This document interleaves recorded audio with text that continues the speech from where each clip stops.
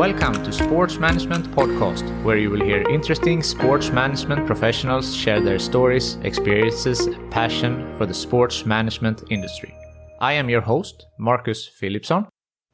Welcome to episode 123 of Sports Management Podcast. If you are a new listener to this podcast, don't forget to subscribe and leave an honest review. That way you help the show grow, and the bigger the show, the bigger the guests. Thank you.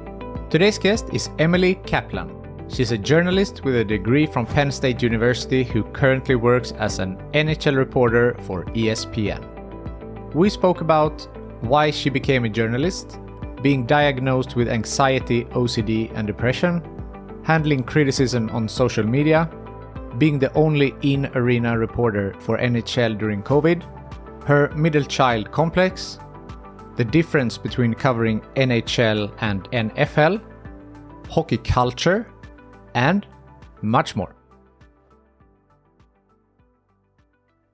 Emily Kaplan, welcome to Sports Management Podcast. Thank you so much for having me. It is an honor. I appreciate the chance to chat with you. The honor is all mine. So for those who might not know, you're a journalist and an NHL reporter for ESPN. So how does a journalist student from Penn end up between the benches of NHL games?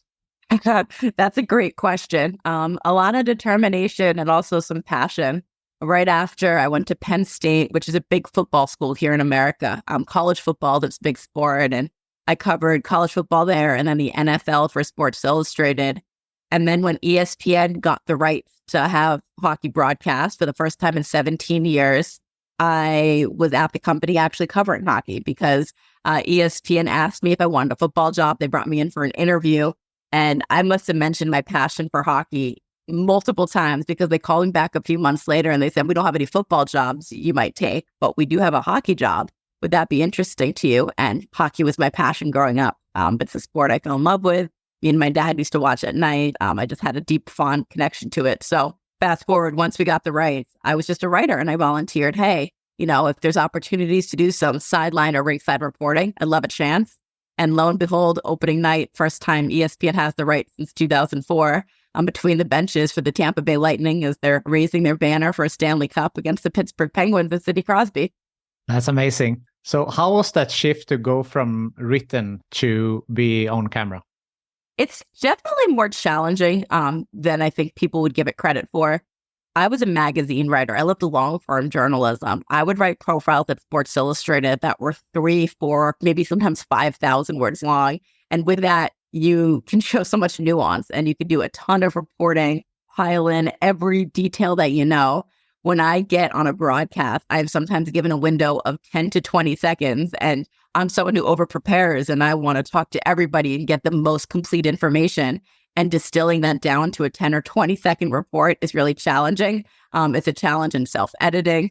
You have to be very judicious with your word choice. Diction is super important. I think in many ways it's made me a stronger writer, but it definitely was something that I had to get accustomed to. I'm sure. So I want to start from the very beginning. You mentioned that you had a hockey interest. You went to games with your father.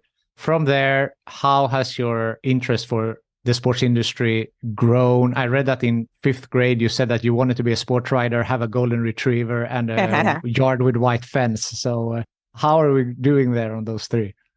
Yeah, I'm still looking for my golden retriever. That's definitely in my goals. The white fence I'm good with. I don't need a property with a fence. I think, I'm a city girl now. They don't really have fences down here.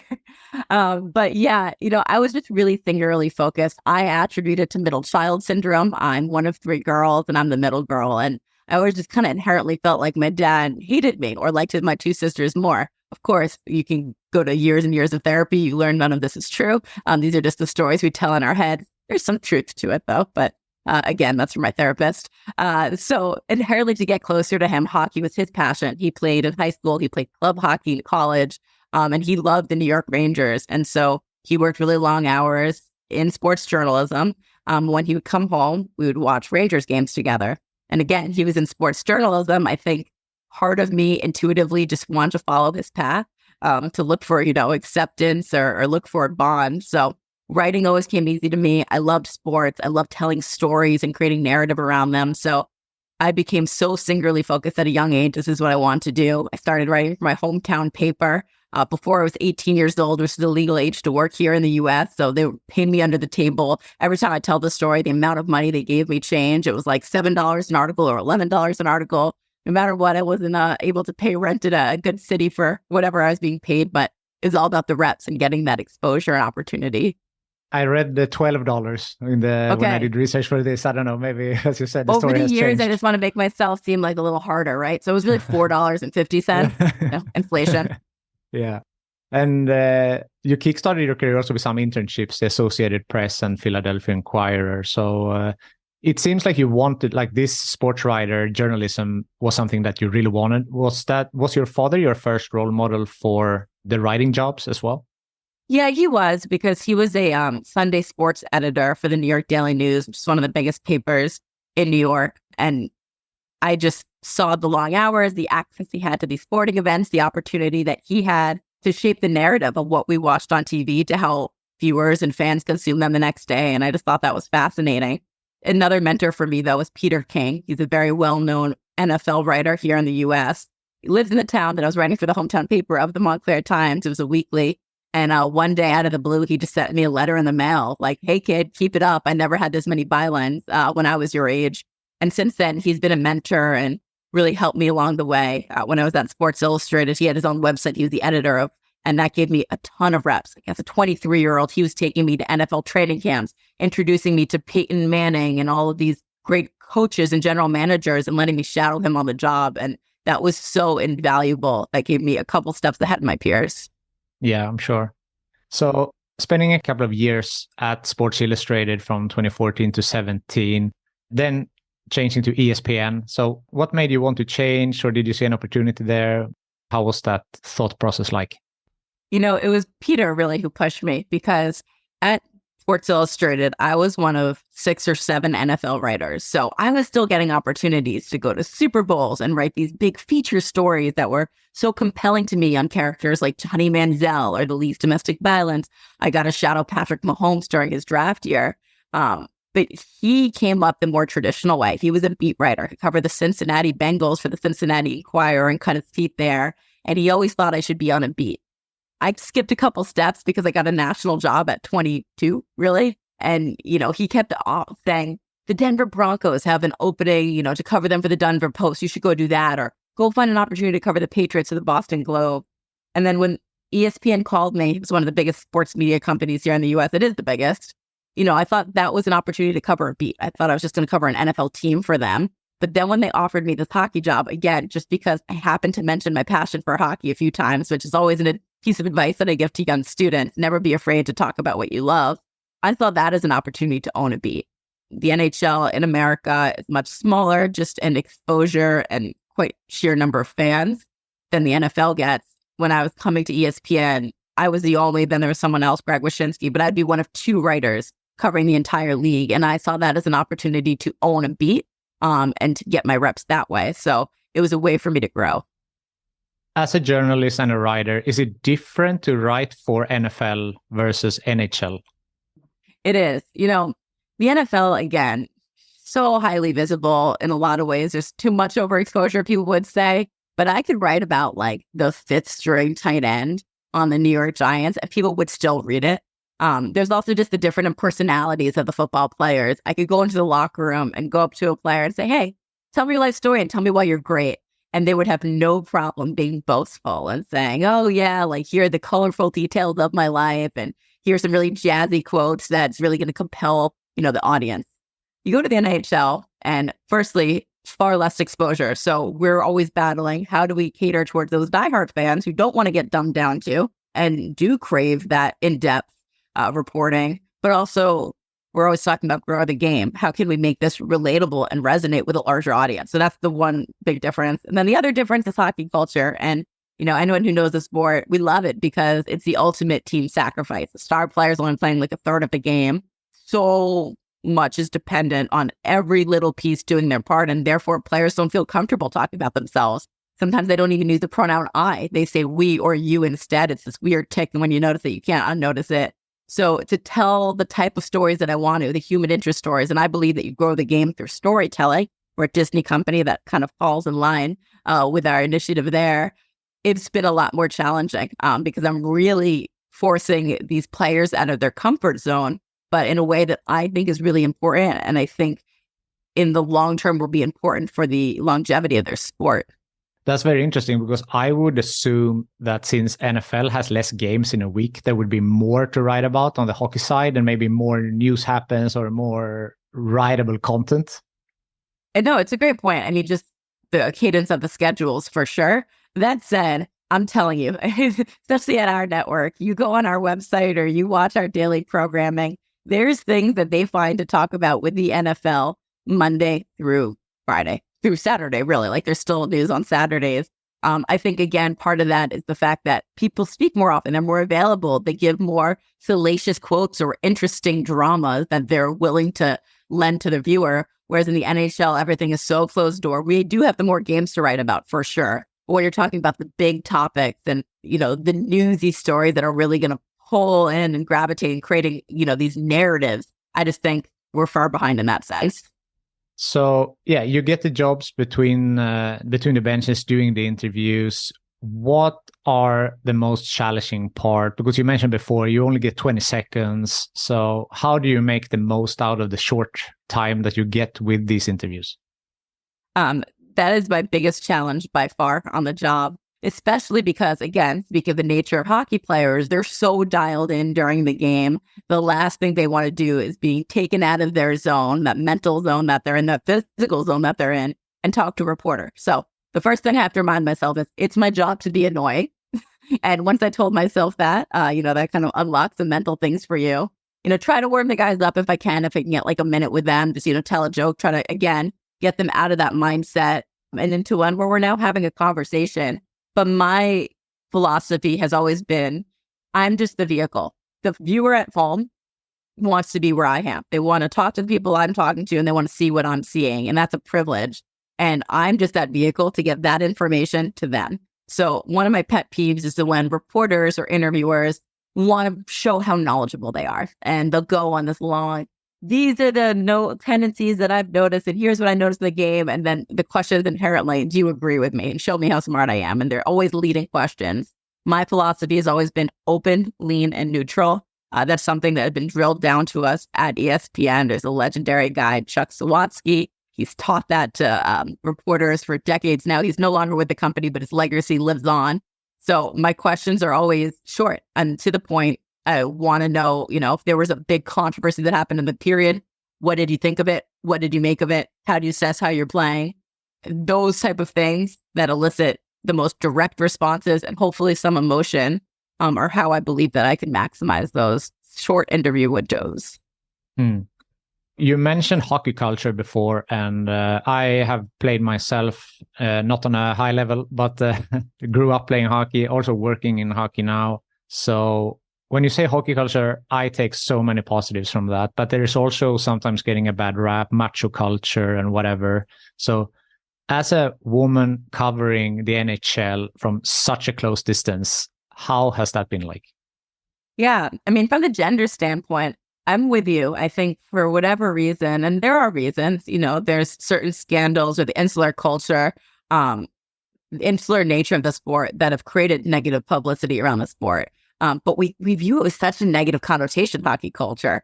I find hockey culture to be quite positive, like you do. I think it promotes values such as teamwork and selflessness, hard work for sure. I mean, it's the sport where you can't take a shift off. Your shifts are so short. You need to make the most of your opportunity anytime you're on the ice. And also inclusiveness in a lot of ways. And being a woman, it's never been a factor, quite frankly, covering the league. I think the guys have been super accepting of me. A lot of them just treat me like a normal person and can have a conversation like I'm their sister or their friend or their girlfriend or their mom. I think part of that is because it is such an affluent sport and it can in many ways be an accessible sport, but many of these players did come from two-income homes where they had a mother who was able to make those sacrifices, driving them to the rink.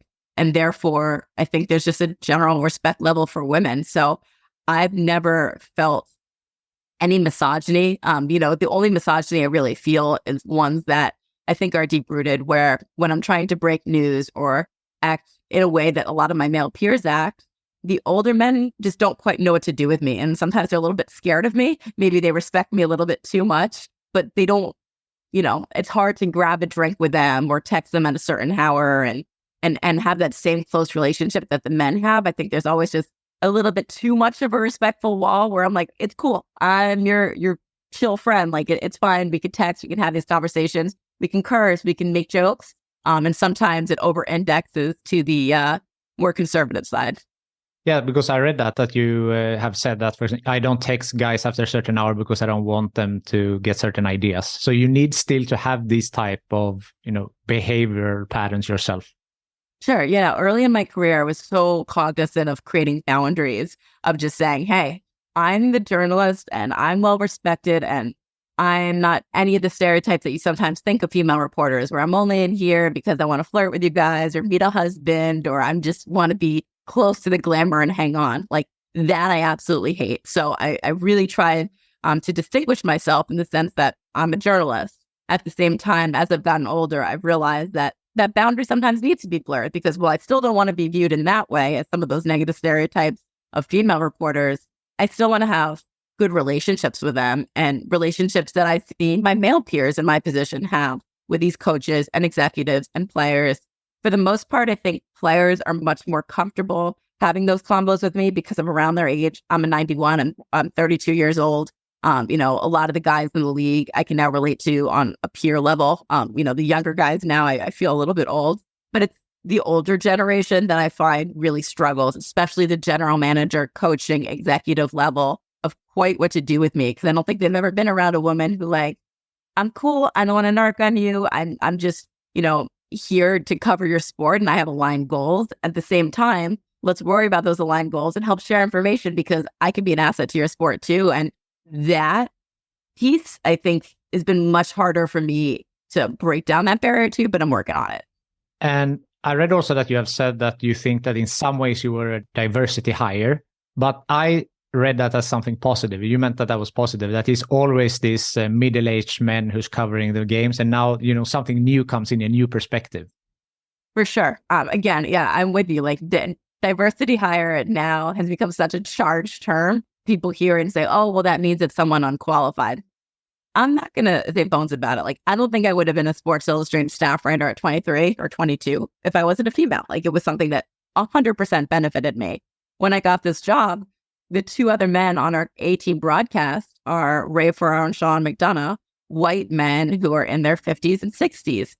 There was an element of youth and a gender element that I know I brought to the table. And I think I'll take it, like it's not something that I'm embarrassed by. Like it is what it is. And I view it as an opportunity of like, there's a reason why I'm a diversity hire is because I come from a different perspective and background and I can speak to an audience that hasn't been spoken to. Like there's so many young women and older women who've watched the sport for so many years and have just had men mansplain things to them. And I can speak to them on a different level and share my perspective. I also am not an ex-athlete. That's another person who's often been in my position. I come at it from a journalist or reporting background. So I think that's a different perspective as well. A lot of times people in my role just want to be chummy with the athletes. They, have those pre-existing relationships. Whereas I come at it and I'm like, I'm just going to tell you what I observe. Or as someone who's watching the game, if they were watching from my position, they might find this interesting. So I'm going to humble myself and ask what might seem like a dumb question because I think it's going to serve a large part of the audience that, again, hadn't been served for so many years. Being in the spotlight, being on TV, and especially around sports, a lot of people have opinions. Twitter can be brutal. So how have you handled the social media and the critics and everything that comes with being on TV? I didn't really handle it well to begin with. I'll be quite frank. I'm a feedback-oriented person. And when I didn't get feedback from my bosses of how I'm doing this was something so new to me, I would search online because, again, our job is to serve the fans.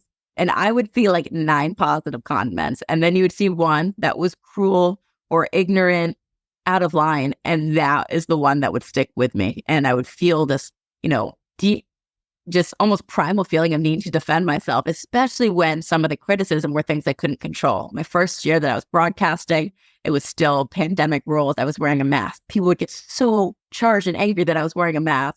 It's not something I could control.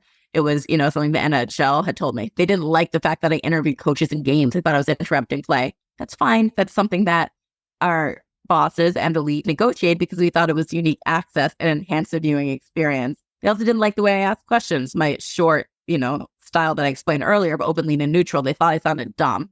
Well, I'm actually humbling myself on purpose to get the best answers out of the athlete. So I felt this need that I need to defend myself, and it really made me angry. That was my first year. Then I got over it, and I realized I'm here for a reason, and there's a confidence that you need to have in yourself to be in this position, to put yourself out there so visibly. And it's quite frankly quite vulnerable. It's my face, and we're just so judgy over anything that we see on TV, my voice. And whatever those people have to say, it doesn't really matter. The only thing that matters is if I feel proud of the job that I'm doing, my bosses feel that I'm doing the best job I possibly can, and the people that I'm covering feel that I'm covering them fairly. And as long as those three things are true, then I care about the audience and I want to serve the audience. But that small minority of loud and evil people who want to chirp at you on Twitter or Instagram, their opinions really don't matter at the end of the day. And so my relationship with social media has changed a ton. In fact, I really don't use social media that often. I probably should more. I think a big part of this job for many people my age is branding themselves, becoming the brand. But I find for me, it's just about the work. And what I care about is when I show up in my columns or on TV, that I'm prepared and doing the best job I do. And that's where I've put almost all of my mental and physical energy over the last 2 years. Being prepared is one thing. You talked about confidence, and confidence comes from the belief in your abilities. So what would you say that some of your strengths are as a journalist? I think I'm a very curious person. I think I'm always asking why or how. I don't always necessarily take a face value answer. I think follow-up questions are always my strength when it comes to interviewing. And that's really important in hockey because, we talk about hockey talk and hockey culture. It's just rife with cliches and platitudes and talking for the sake of talking so they can get to around the point. And wow, it sounds like they've been talking for a long time, but they really haven't said anything of substance. So I think curiosity is a really big strength of mine. And then work ethic. I think there's two things in the world you can control: how you treat other people and how hard you work. So I always, there's this mantra in my head of be a respectful pest. Of course, you've got to be kind to people. And my job is to be annoying. And I need to be cognizant of that. And sometimes, call it out and say like, hey, I know you don't want to do this right now, but this is my job, but this is what we got to do. We got to get this information to the fans. So I'm going to put you in a position for success and we're going to talk through it together. But the work ethic aspect of it is just making that extra call, finding that extra detail, just really being buttoned down to know how prepared you are, because I know how many people would love to be in my position and I don't want to take it for granted. And I want to make sure that I'm doing the best I possibly can with this opportunity.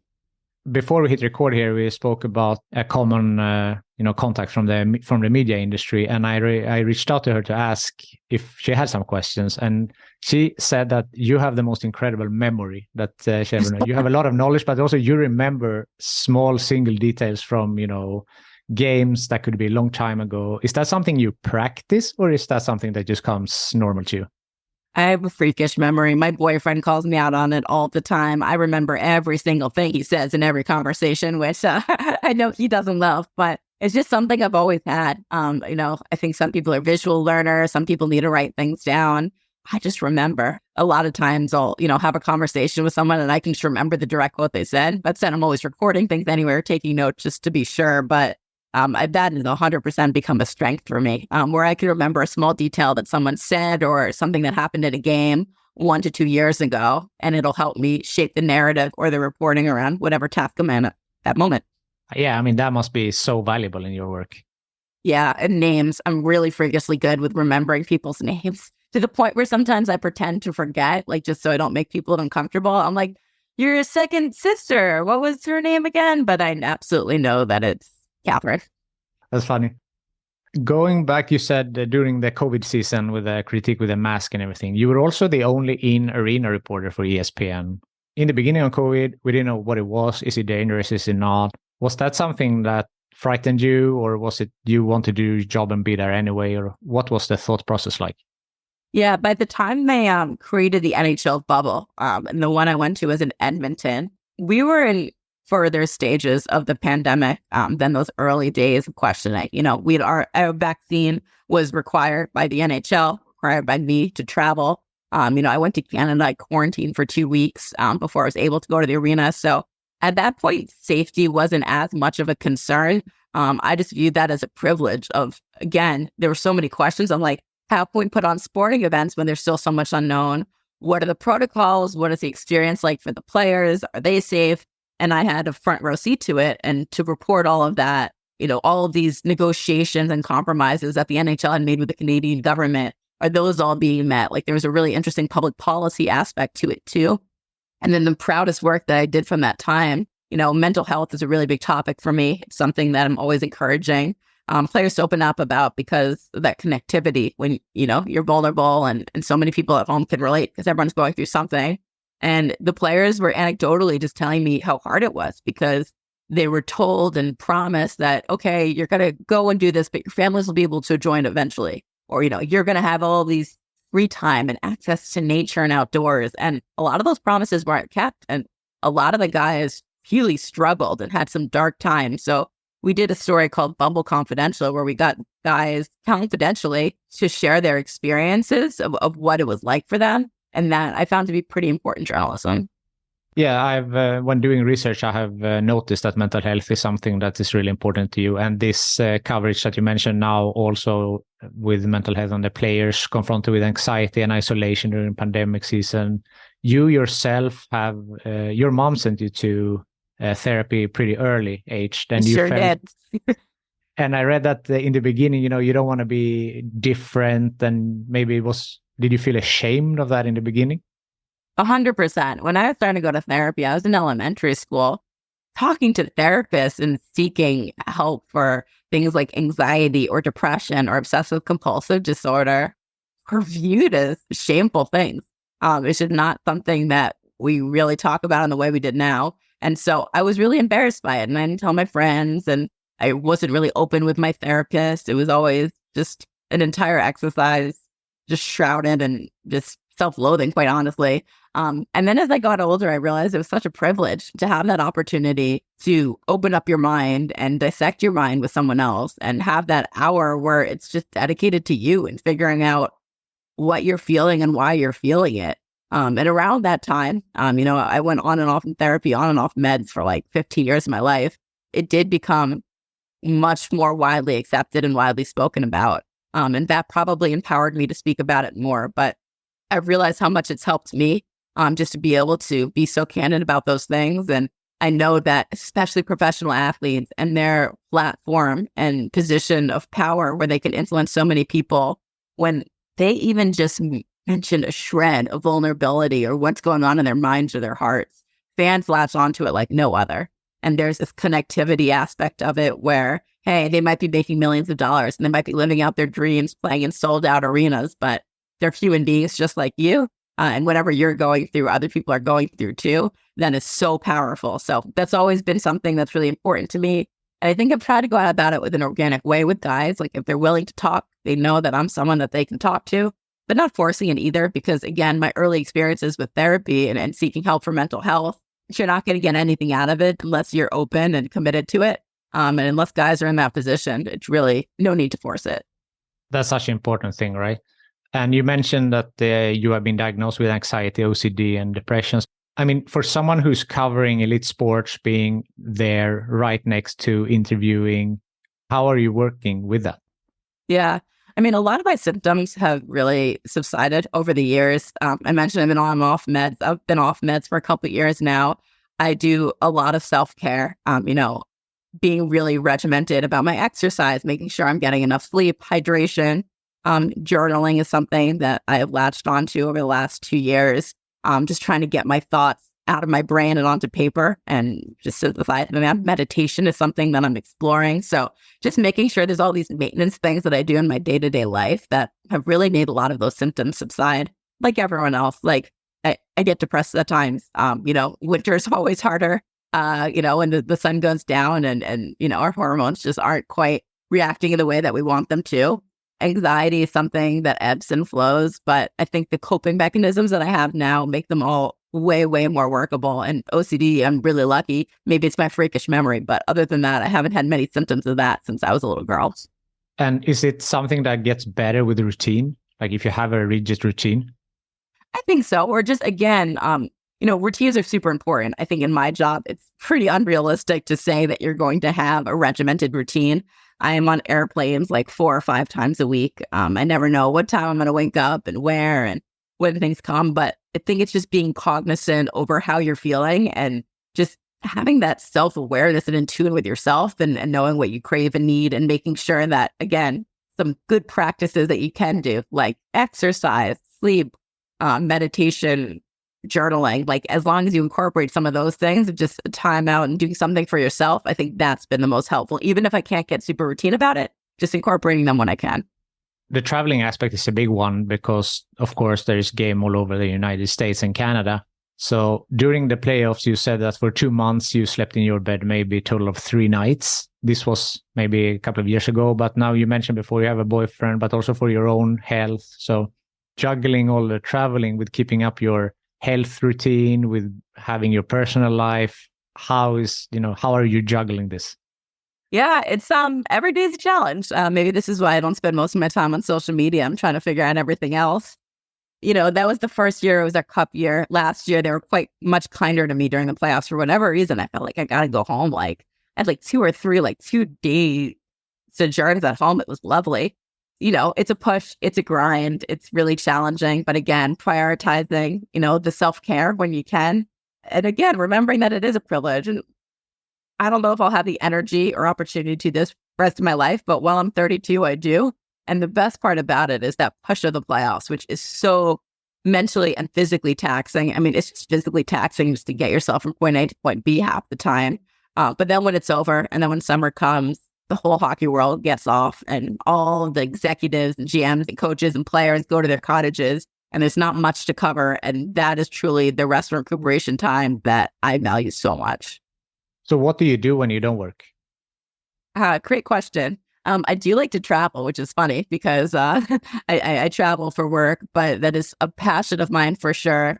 Spending time with friends that I have here in Chicago. I have such a good community here. And especially when I'm here on weekends, the first half of the year I am, just letting off steam with friends, having a good time, having a good laugh, going to see live music, things like that, a nice dinner. We like to do those type of things. Also, spending some time in Cape Cod. I read that that's a favorite place for you. Yeah, my grandparents, they made a lot of stupid decisions, but the one smart one they did in the 1960s, they bought a plot of land in Cape Cod. It was protected by the National Seashore Act by John F. Kennedy.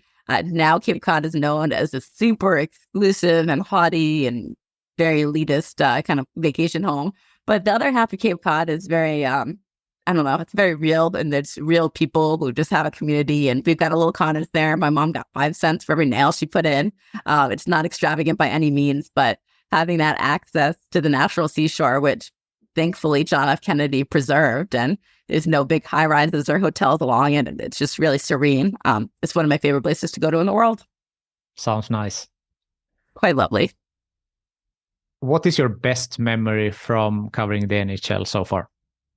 I think it was that first year being on the ice as the Stanley Cup was awarded to the Colorado Avalanche. It was my first year broadcasting, and just getting that opportunity to be the first one to talk to these players when they realize their lifelong dream, and just the emotion that exuded from those interviews and injuries. Maybe that's before you slip. But that is something that I remember the most. Do you ever get starstruck standing next to these, high-profile athletes? I know, it's weird. Not anymore. It's something that, the more reps that you get, the more accustomed you have. But like the fact that I know Sidney Crosby and Alex Ovechkin and, Connor Bedard's here in Chicago, like I've been covering him now for over a year. I don't get quite as nervous as maybe I should or used to. It's just become very normalized for me. It sounds weird to say because I also sometimes, meet with athletes in my job in hockey. So they are people too. I guess it's the way to explain it. Totally. And they want to be treated like people. I think that's their biggest pet peeve, not to take words out of your mouth. But when people objectify them and just come up and talk to them like they're an inanimate object, and it's like, yo, just have a conversation, be chill, be normal. Like you're going to get much more out of it and they're going to feel much more comfortable. Yeah. What is the best advice you gave or received? I think it's that be a respectful pest. Because again, I really firmly believe that like there's so much uncontrollable in the world that we can get so swept up in it. And honestly, that's where a lot of people's anxieties come from. But you just got to think about what you can control in front of you. And it's how hard you work and how you treat other people. But in our job, especially as a reporter, you got to be annoying. So that's the pest, but just be respectful about it. Yeah, I think that's a good one. So we talked about before a little bit, being on TV and being in the public eye. You said, I guess a little bit jokingly, but you consider yourself a D-list celebrity. So what do you mean by that? Yeah, I mean, like, I'm not going to lie. Like, I can go out from time to time at an airport or to a bar or restaurant, and someone will say, like, are you Emily Kaplan? But by no means is it Nicole Kidman walking in or an actual A-list celebrity that warrants that type of attention. So, I have to be cognizant. I shower now before I go to the airport. Like, I'm not as grungy as I typically used to be. At the same time, like, I don't have an inflated ego where I think I'm more important than I am. I'm just someone that they happen to put on TV that happens to get to talk to hockey players. That's super cool and it's visible, but it's just my job. You also co-host a podcast, In the Crease. I'm not sure if is it going on still? Unfortunately, it's not, but it was I loved doing it. Yeah. It was with Linda Cohn, right? Yeah. And Linda's awesome because she is an OG woman covering hockey in our industry. She's one of the first SportsCenter hosts. And in like the 80s and 90s, when it was so hard to even like get anyone to care about hockey or really show a woman on TV that had just this funky personality that was super authentic to herself. She's got this thick New York accent, like she is who she is. And I always just really looked up to her because of that. And then when ESPN didn't have the right carrying the torch for hockey, so the opportunity to be able to work with her, we kind of had this boomer millennial relationship. Her daughter is my age. So it's kind of like the mom, daughter, cross-generational, finding the commonalities that we had. But also, again, speaking to two different groups of people was just such a great opportunity. And again, I just felt like I learned so much from Linda in terms of authenticity that you don't have to look a certain way, talk a certain way, or act a certain way. You just got to be yourself. And that's what people latch onto the most. I really believe that female role models in sports is really important. And it doesn't matter if it's sports media or for, women's hockey now. The girls growing up now can have female role models. So how important was Linda for you in that way, that it was a female role model from the sports media side? Totally. I think it's a Taylor Swift quote. If not, it's been misattributed to her. But there's a special place in hell for women who are mean to other women. And that is something I think about a lot. And so yes, it's so much about the visibility and having women in this position, because I hope now there's little girls out there say like, hey, look, I see what Emily Kaplan does. I want to do that, where I didn't see that as possible. In the same way that we saw Linda be herself in that role, and I didn't think it was possible. But also the mentorship and relationship aspect, where sociologically, we have been conditioned to believe that there's only a certain amount of space on the top. And therefore, that's where cattiness comes from. And women are really competitive with each other. And the truth is, there's not a finite number of spots, and we can all shine and grow. And that's been a really important thing for me, and just finding other women in this industry to connect with, share experiences with, but also support and empower. That is one of the most important things to me in all of this, because for so long it wasn't that way, and it was a really negative culture, and I see it changing, and I just want to continue changing for the better, because like everyone's just happier if you're in a more positive environment. Like, let's just all support and cheer for each other, and we'll all find ways to shine. Totally. So you talked about that, to be positive and help each other. So a previous guest on this podcast is Kevin Weeks, and he's also doing some breaking news on his Instagram mostly. So in this case, do you consider him a competitor since you also break news, or how is that? Oh, not at all. Weeks, he is the absolute best. And it's another great example of just what energy you bring into the world. If you get the opportunity to speak to Weeks, you're already smiling. I can tell. He has the most infectious energy. And he came up as being a part of a team, right? He, even though he was a goalie, he was on so many teams, and he understands that team aspect. So he has been so supportive, so collaborative. I'm not going to break the news that he breaks, especially in the way that he breaks it, again, because of some of the relationships that he has, just the way that he works. He's an absolute beast. He's a monster. But he's been so kind and sharing me some tips and, just talking shop about the industry and about what we do. So I also think there's something to it when I was talking about women being mean to other women.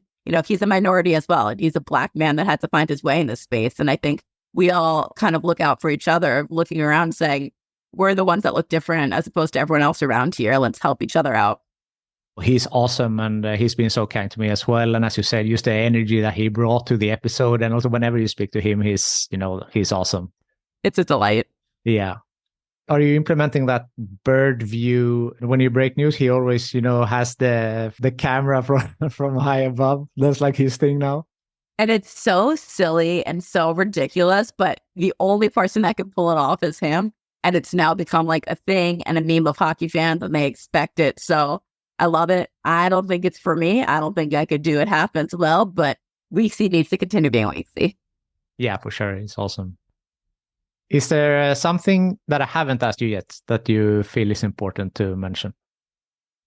No, I appreciate the opportunity to chat. And I love speaking to people from different countries and, different areas of access points, because we realize our commonalities, right? And like, you seem like you're viewing the game and the industry in very similar ways. I've heard some things that you said, given me ideas and have inspired me or been creative. So I appreciate this opportunity.